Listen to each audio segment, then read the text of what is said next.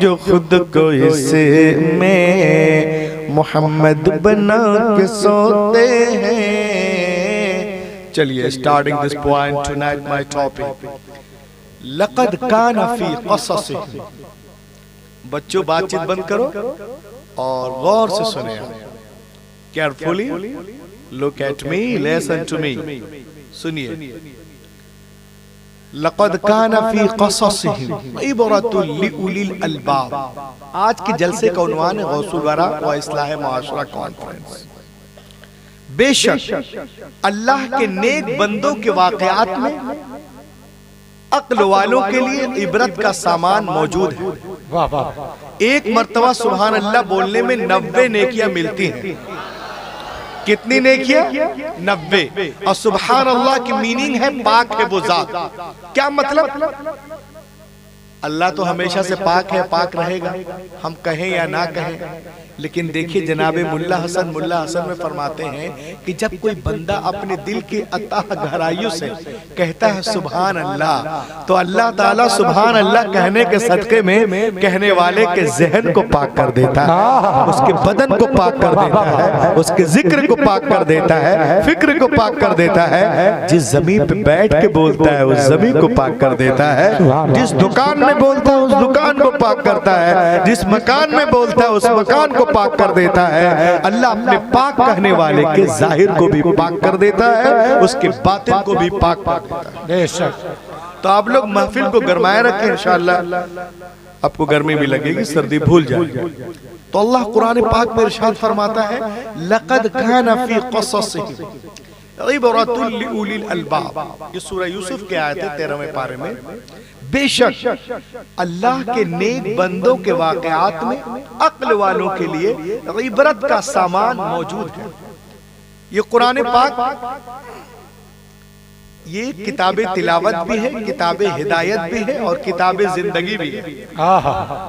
واللہ the Quran, this is a book of law. یہ قرآن قانون کی کتاب ہے. قانون کی جتنی باتیں ہیں قرآن ہمیں عطا کرتا ہے.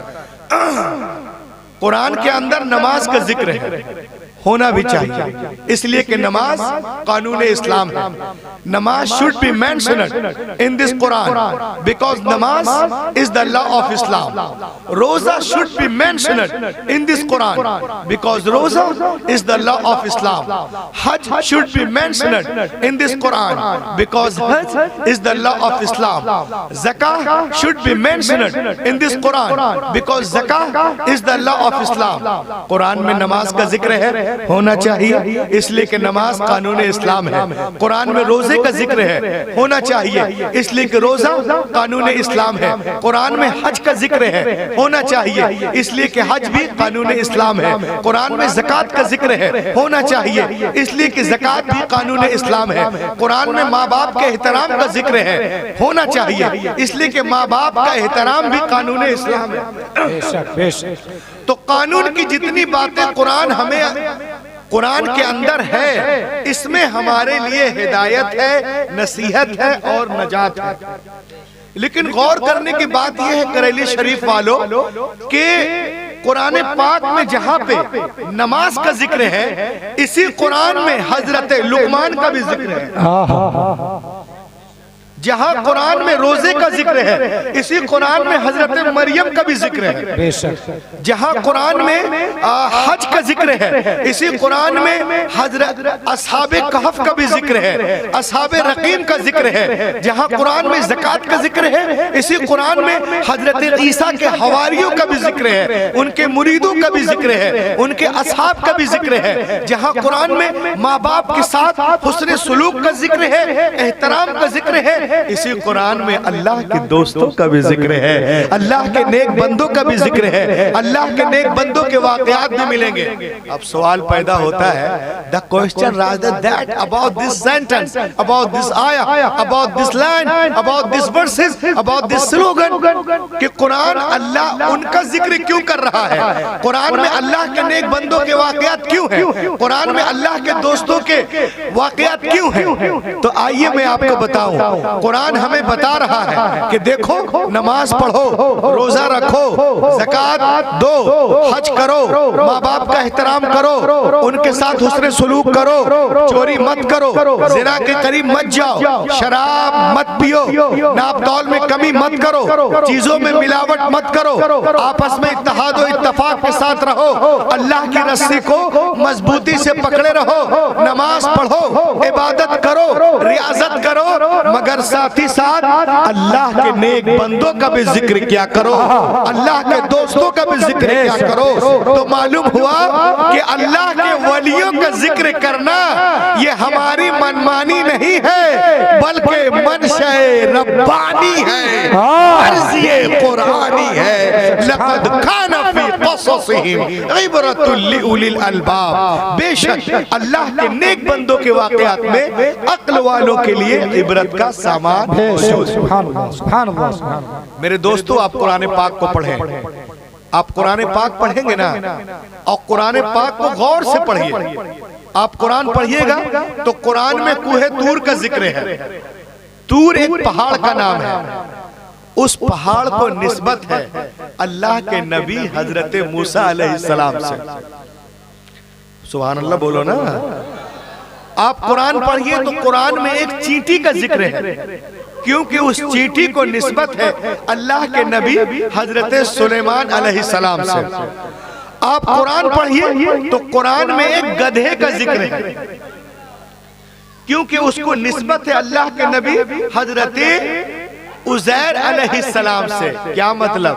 ارے گدھا بھی نسبت والا ہو جائے تو قرآن اسے بھی عزت عطا کرتا ہے، گدھا بھی نسبت والا ہو جائے تو قرآن اسے بھی عزت عطا کرتا ہے۔ آپ قرآن پڑھیں تو قرآن پاک میں اصحاب کہف کے کتے کا ذکر ہے، اور کیا عالی شان اور کیا کمال کا کتا ہے۔ دنیا کے کتے بھونکتے ہیں اور ابھی بھی بھونک رہے ہیں، مگر اصحاب کہف کا کتا بھونکتا نہیں۔ دنیا کے کتے بھونکتے ہیں مگر اصحاب کہف کا کتا بھونکتا نہیں۔ اچھا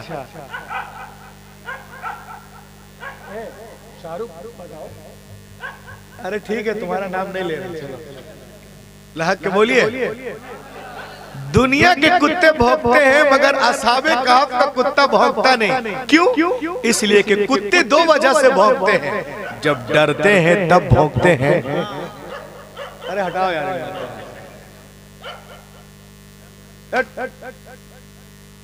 کہاں پروگرام ہوتا ہے؟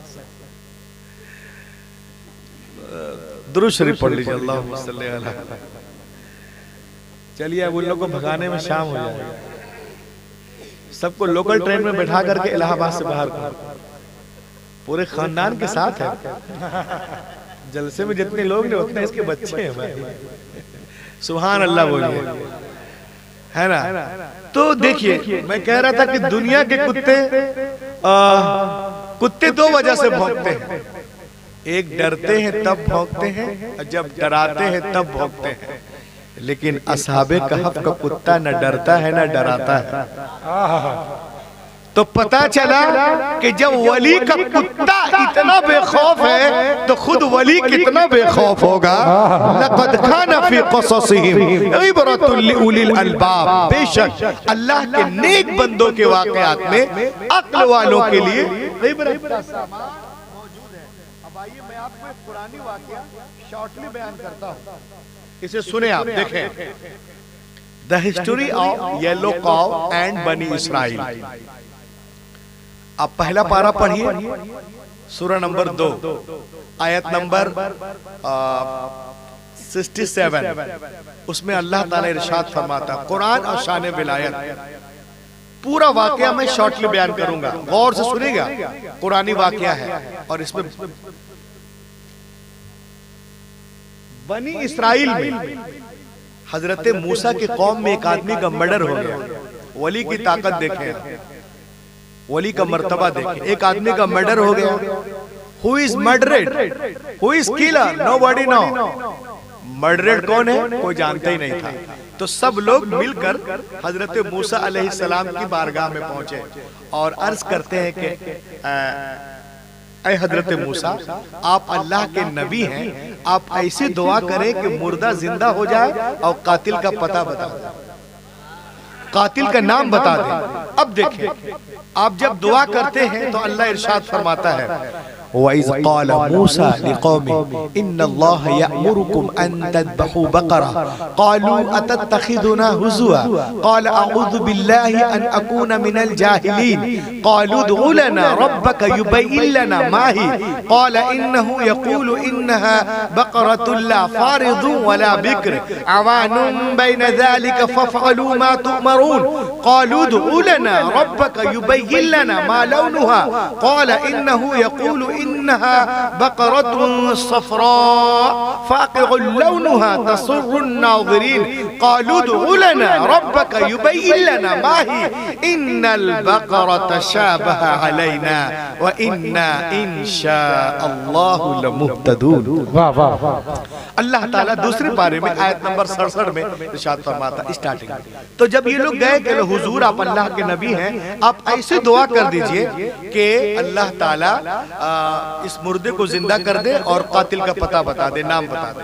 ابھی معلوم ہے مجھ سے پہلے بھی ایک تقریر ہونی تھی خطیب اعظم ہندوستان حضرت علامہ شمس تبریز صاحب کی، لیکن وقت کی قلت دامن گیرنے گردن گیر ہونے کی وجہ سے حضرت نے اپنا وقت مجھے دے دیا۔